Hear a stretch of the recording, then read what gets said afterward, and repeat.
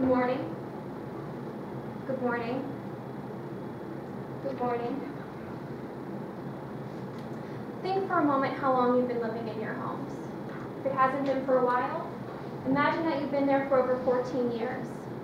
And imagine that one day a natural gas company decides that it's going to start drilling in your area to find out whether there are any natural gas deposits down located in the crust below your houses. Imagine that this process would cause muddy water to flow from your faucets, that it would cause a lot of noise, and that it has the potential to contaminate you and your neighbor's drinking water. Would you stay?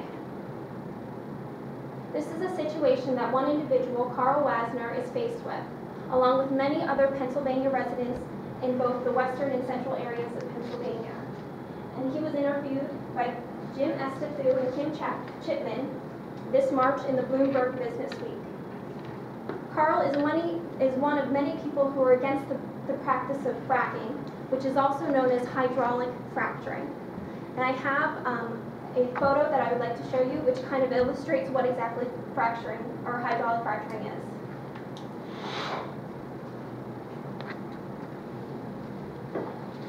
Slide, please.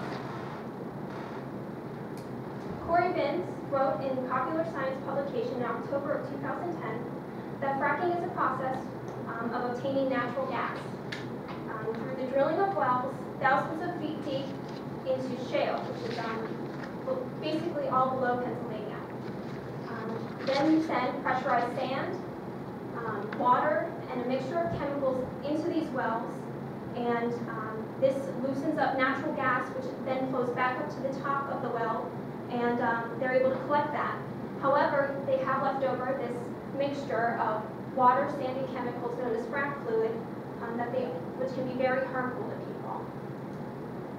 And I just wanted to illustrate what exactly it looks like so that everyone has an idea of what this process is. Slide off, please. As I mentioned in my speech before, I live in a very green family.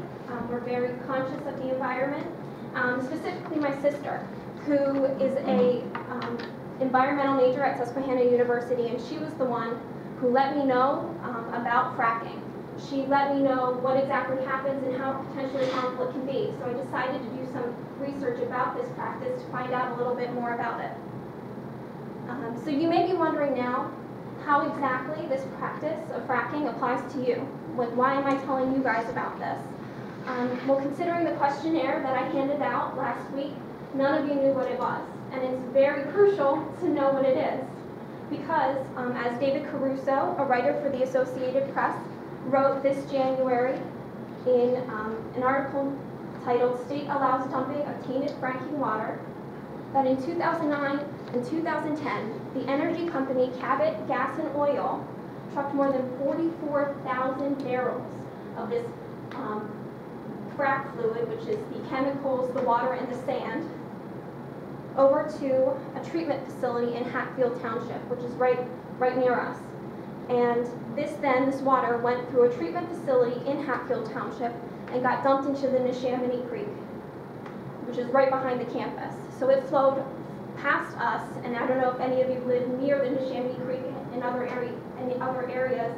It flowed right past us out into the Delaware. So this is something that definitely pertains to all of us because it can affect us locally. So today I want to warn you about how dangerous fracking can be. When evaluating whether fracking could be labeled as dangerous, I asked 3 questions, which I'm going to ask you also. Is there a threat to the quality of life for us as humans?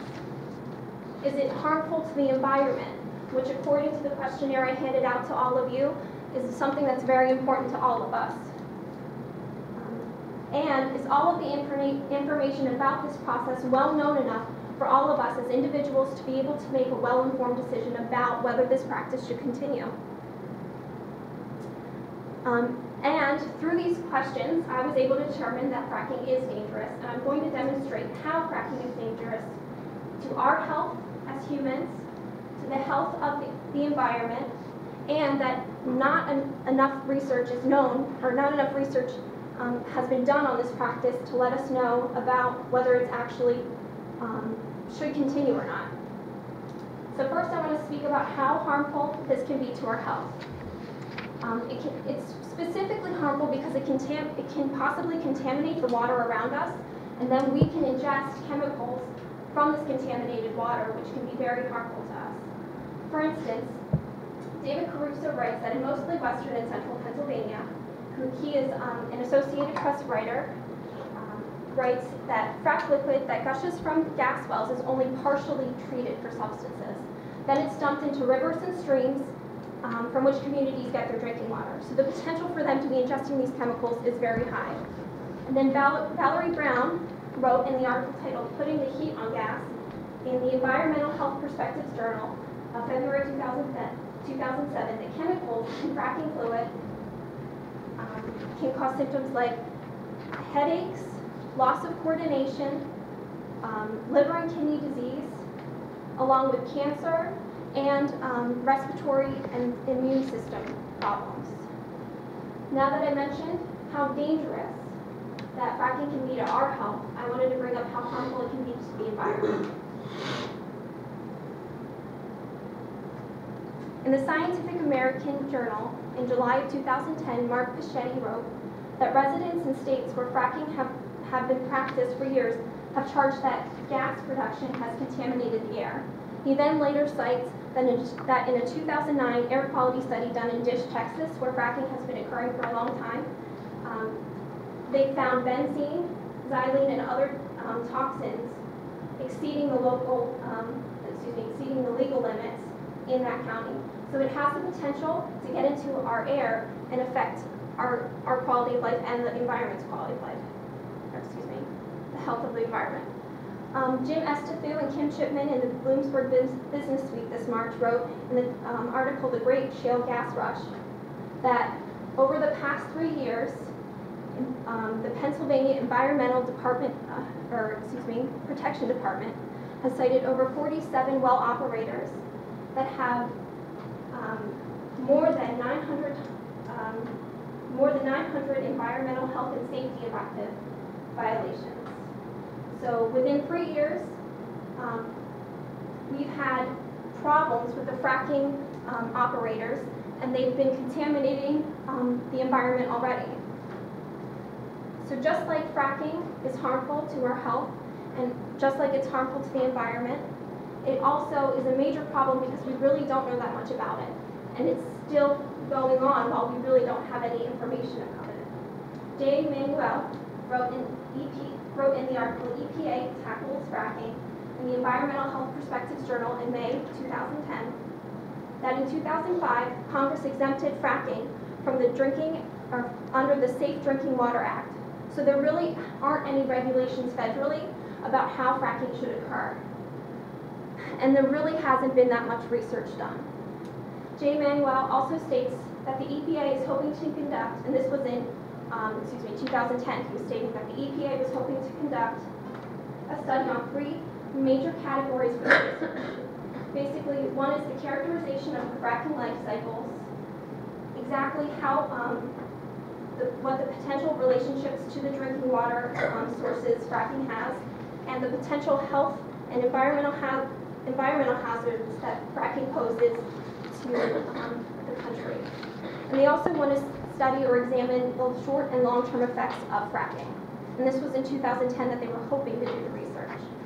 Jim Estathu and Kim Chipman provide a more recent update about this study that the EPA was hoping to conduct. And they do say that the study has started. However, that in February, the agency said that this study would not be finished until 2014, so 3 years from now. That's when they're going to find out the short-term, long-term effects of this, whether it's harmful to the environment.